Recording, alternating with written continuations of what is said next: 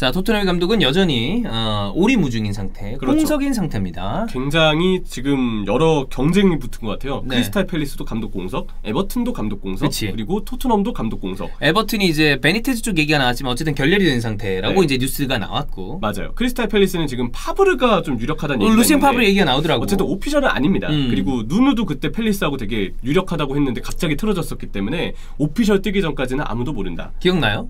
누누. 저 목 나갔을 때 네. 이제 목 주사 맞고 처음에 주사 맞고 쉬고 있었을 때 갑자기 아스날하고 링크 났었죠. 그래가지고 그 이제 그 뭐야 전자 목소리로 네. 해가지고 누누는 안 된다라고 네. 제가 이제 그 텍스트를 보낸 다음에 네. 애들한테 올려달라고 그랬었거든. 그렇죠. 그래서 그 마지막에는 번개맨에 이 매실티 있고 이렇게 엄지 척했던 네. 그 짤이 이제 마지막에 딱 떴는데 여러분 누누는 안 됩니다. 안 됩니다. 네. 이따 뭐 계속 저희가 그 얘기를 이제 2번에 걸쳐서 하겠지만 누누는 좀 안 되는 느낌이 있어요. 솔직히 저는 누누가 팰리스에 간다고 해도 말렸을 것 같아요. 예. 네, 누누는 팰리스에 가도 팰리스 팬들을 위해서 안 된다.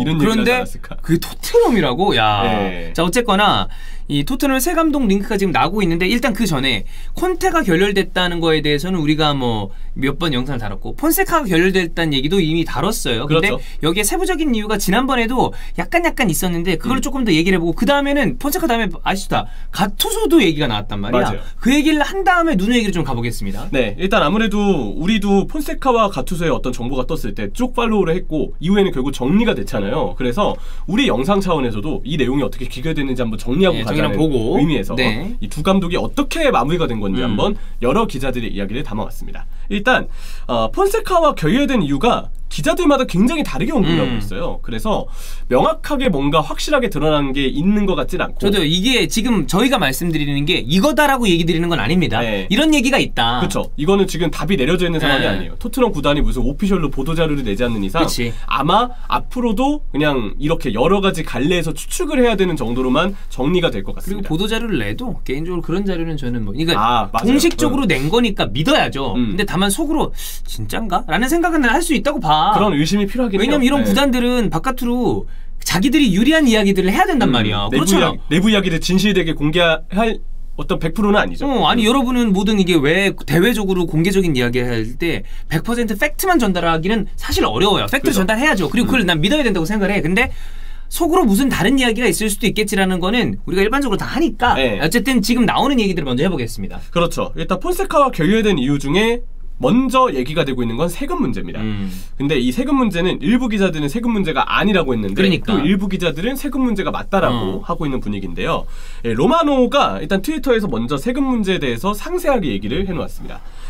폰세카의 토트넘행은 발표 1, 2일 전에 토트넘 구단이 세금 문제를 발견하면서 취소가 됐다. 그래서 이 세금의 금액이 어느 정도냐? 봉급의 약 50%에 달하는 중대한 세금 문제였대요. 이렇게 많어? 그렇다고 하더라고요. 뭔지 모르겠지만.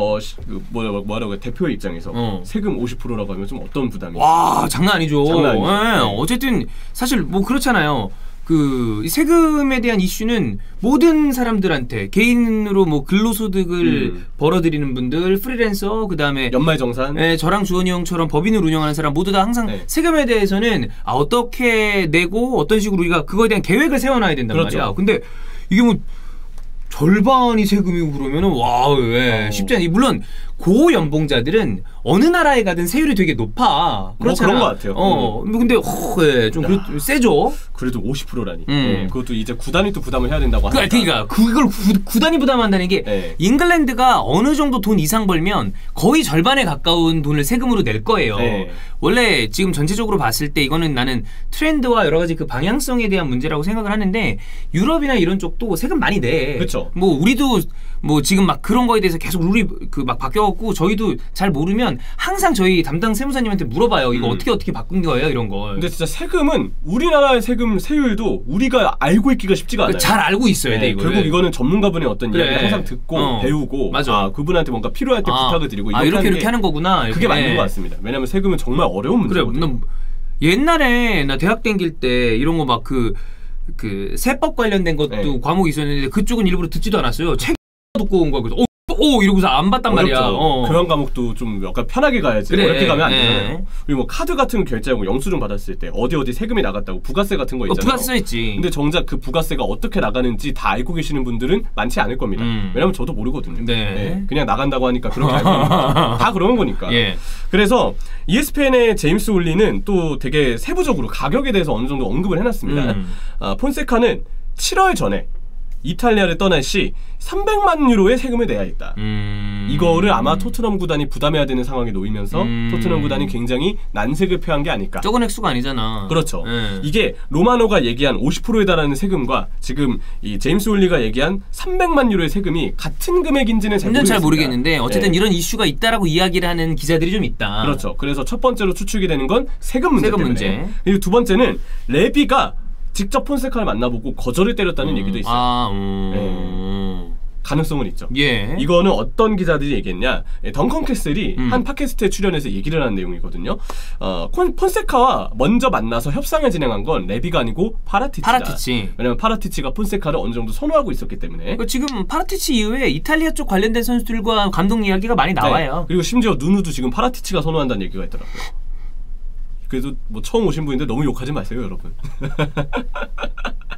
뭐 어쨌든 그렇긴 한데 근데 좀 온지 지금 몇 주 됐나? 2주 됐나? 근데 바로 2주 되자마자 야야 이 사람을 깔 수 없잖아. 좀 이해가 안 가는 어떤 선호도긴 하지만 일단 그랬대요. 폰세카를 먼저 선호했고 그래서 먼저 협상을 진행한 건 파라티치였다. 근데 이 레비와 폰세카는 결국 파라티치가 먼저 협상을 좀 해놓고 나중에서야 레비와 폰세카가 뒤늦게 직접 만나게 됐는데 레비가 만나자마자 폰세카에 대해서 사람으로서 호감을 느끼지 못했대요. 뭐 좀 필이 안 왔나 보네. 뭐 이거대로라면. 그렇죠. 이거 덩컨 캐슬은 뭔가 호감을 느끼지 못했다라고 하면서 이런 얘기를 합니다. 그러니까 토트넘 감독으로서 적합한 인물인지 레비는 잘 느낌을 받지 못했다라고 얘기를 했거든요. 그래서 계약은 결렬이 됐다고 합니다.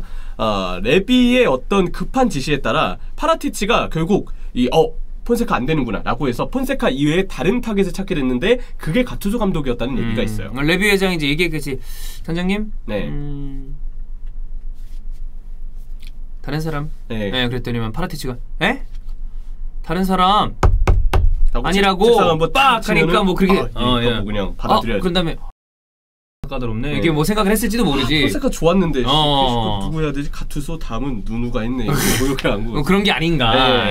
그러지 않았을까 싶고. 여러분 이 얘기는 다 기자들의 얘기고 생각이 다 다르기 때문에 그들만의 소스가 있었을 거예요. 근데 저희는 이것들이 진짜 오피셜이라고 생각을 하는 게 아니라 이런 이야기들이 있다더라 정도까지만 생각하시면 될 것 같아요. 그리고 또 하나 정말 일부 기자들에게 언급되고 있는 내용이 있는데 하나가 이제 코치진 인선 문제예요. 근데 이거는 제가 굳이 뭔가 구체적으로 다루지 않으려는 이유는 이미 대부분의 기자들, 좀 더 토트넘에 유력해 보이는 기자들은 그러니까 메이슨이랑 그 레들리 킹이랑 어느 정도 폰세카가 토트넘이 야 이들이랑 너 동행해줘라고 부탁을 했을 때 폰세카도 동의했다라는 내용을 이미 토트넘 구단의 유력한 기자들이 대부분 입을 모아서 얘기를 했어요.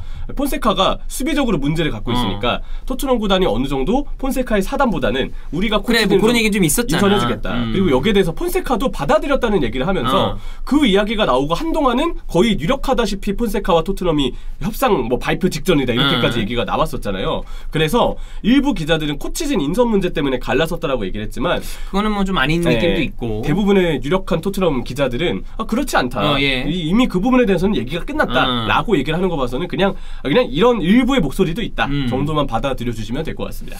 그 다음은 가투소도 이제 결국에는 결렬이 됐는데. 그렇죠. 가투소는 이제 로마노의 트위터의 내용이 나와 있는데 가투소와 온라인으로 긍정적인 미팅을 가졌다. 토트넘 구단하고 가투소하고 어느 정도 얘기가 진전이 된 것 같기는 해요. 근데 가투소가 예전에 했던 과거 발언들이 이제 문제가 좀 되었다고 합니다. 이게 토트넘의 현지 서포터들의 가치관과 잘 맞지 않으면서 결국 현지 서포터들의 반대에 의해서 가투소의 선임은 취소가 됐다고 그래요. 이것도 일단 뭐 이 사람이 하는 얘기니까 100% 맞는지 안 맞는지 모르겠지만 여튼 이런 얘기가 좀 있다. 그렇죠. 그래서 뭐 어느 정도 가투소가 얘기한 발언들은 뭐 사회적으로 좀 반대가 있을 수 있는 그런 얘기들 정도다라고 내용은 알아주시면 될 것 같습니다. 그리고 또 어디인가에서는 가투소랑 이 토트넘과 했었던 그 대화가 영 뭐 썩 좋은 방향으로 안 갔다 뭐 이런 얘기도 있는데 중요한 건 잘 안 됐다라는 거고 그 다음 우리가 예전에 이 영상을 안 찍었던 게 아니에요. 토트넘 누누 링크 됐을 때 우리가 영상을 한번 찍었어요. 맞아요. 그때도 똑같았어요. 안 된다. 자 다시 누누랑 링크가 뜨고 있는데 기자들이 제법 많이 얘기를 합니다. 그렇죠.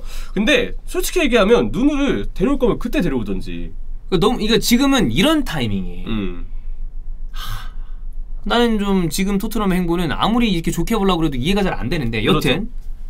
누누에 대해서 이제 알아봐야죠. 네, 그럼 그 얘기를 먼저 해봅시다. 누누 링크 많이 나는데 형철이는 왜 그렇게 누누를 반대하나요? 누누는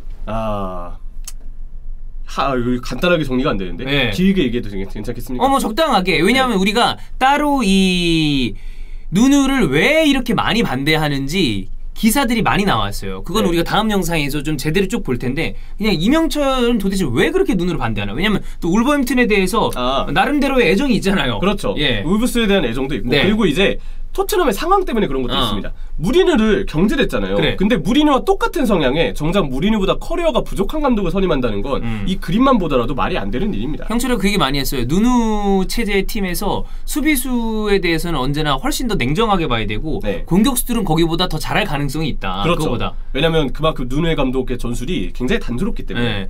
그렇게 되면 우리가 사실 토트넘에 대해서 얘기할 때 소니에 대한 이야기를 안 할 수가 없는데 그렇다면 과연 손흥민과 누누의 궁합은 어떨 것인가에 대한 생각을 해본다면 그것도 약간 좀 긍정적인 면만 보기는 좀 어려운 감도 있고. 그리고 손흥민도 뭐 아마 제가 봤을 때는 누누가 와도 왠지 손흥민과 케인은 잘할 것 같아요. 그러니까 둘은 능력이 출중하니까 잘하겠지. 둘은 그냥 그 감독 범위 밖에 대단한 에이스들이라고 생각합니다. 근데 그거에 떠나서 우리도 이제 손흥민 선수를 바라보는 입장에서 좀 더 감독과 팀이 받쳐주는 환경에서 그게 좋죠. 손흥민 선수가 좀 더 기량을 폭발시켜주길 바라잖아요. 더 이상 적은 기대 득점에서 많은 골을 넣는 선수가 아니고 많은 기대 득점에서 더 많은 골을 넣는 선수가 되기를 바라고 또 그에 따라서 토트넘의 성적도 수직 상승을 해야 되고 무엇보다 무리뉴를 경질한 이유를 바로 말해줄 수 있는 차기 감독이 필요합니다. 근데 누누가 와가지고 모양새가 이래서 무리뉴가 경질했음이라고 과연 누가 이유를 설명할 수가 있을까요? 저는 그 부분 때문에 반대합니다. 모양만 봐봐. 만약에 무리뉴가 이렇게 된 다음에 누누가 오죠? 그러면 완전 다운그레이드야. 그렇죠. 아니 무리뉴가 아무리 예전만치 못한다 하더라도 이 사람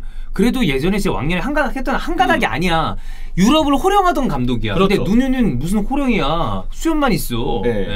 자, 그럼 도대체 왜 이렇게 수많은 사람들이 누누에 대해서 반대를 하는지에 대한 이야기를 조금 더 보겠습니다.